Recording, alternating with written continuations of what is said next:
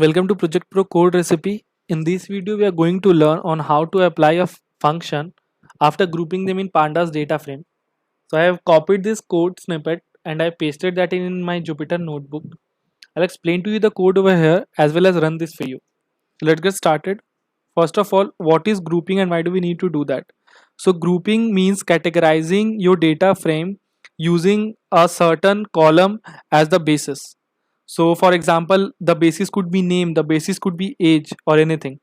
For example, you're running an insurance company and you want to see if the people between the contribution in the insurance or the number of insurance that a person of age 20 to 25 is buying, a person of age 30 to 35 is buying, and so on. So in that case, you're going to group them on the basis of age, so that it's very easy for you to visualize how the purchases or the insurance or the types of insurance that these age group of people buy.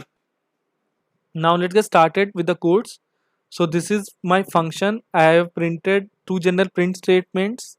After that, I've imported warnings. In order to ignore unnecessary warnings, I've imported warnings.filter ignore warnings ignore. So I've loaded my panda library for data pre-processing. After that, I'm creating my data dictionary. So it contains only two columns, employee group and points. After that, I have converted them under the name df by using pandas data frame function. So here generally I am passing just a single function, just a parameter data. I can also pass columns. For column name I can also pass columns is equal to list. The list should contain the column name. The column names for me, for example, my list will contain employee group and points. After that, I am printing my data frame df. Now here, now let's get started with grouping by and applying functions on them.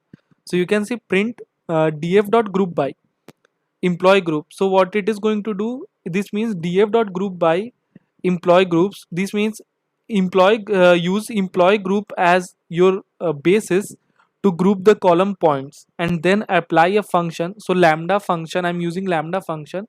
So lambda function is generally used as, yes, so the lambda function is generally a single line function that is used only as at a single point. For example, when you create a function in a data frame in a during coding, you can use that time and again, but Python provides a lambda function that is used only for that point. So dot apply lambda function x dot rolling. Yes, now what does this rolling mean? So rolling means uh, first let me explain to you the complete code, then I'll explain to you the rolling mean. Center equal to false, window equal to true, and dot mean. I could have also used as dot std, this means standard deviation. Dot maximum, this means the maximum value.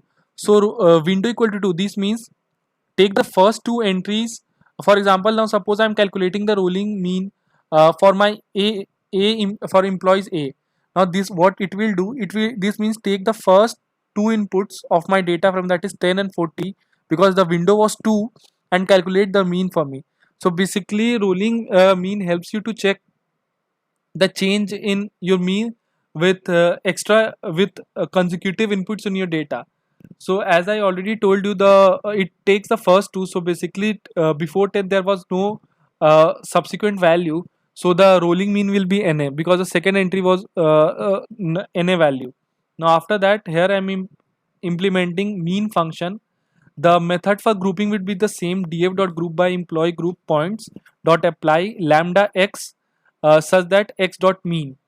Now after that, I am applying a sum function, max function, and mean function similarly.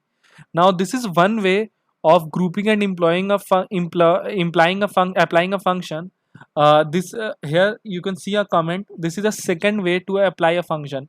So this means df point. This means df points dot group by df employee group. This means go my data frame df and then pick up my column points and group them using my employee group column and then dot mean. So this was much smaller than what I used over here, and this is something that you can also use. I have one more video on this on the same channel following these code. You can check that out. Let me run this code over here. So you can see this was my data point, and I told you about rolling mean. So for 20, first it was 10. Now before 10 there was no value, so the mean came out to be nan. Whereas for second 40 and 10, my mean came out to be 25, because the 40 plus 10, that is 50, divided by 2 comes out to be 25. Now after that, average for A is 45, for B is 44, and for C is 54. Sum is this, maximum and minimum are these and these. Now this was all about the codes in this video. For more industry relevant project, you can visit our website, and for more recipes, small code snippets and recipes like this, you can visit our website as well as our YouTube channel. In case you want customized codes or customized recipe, you can click here and you can submit your request, and the URL for this code will be available in the description below.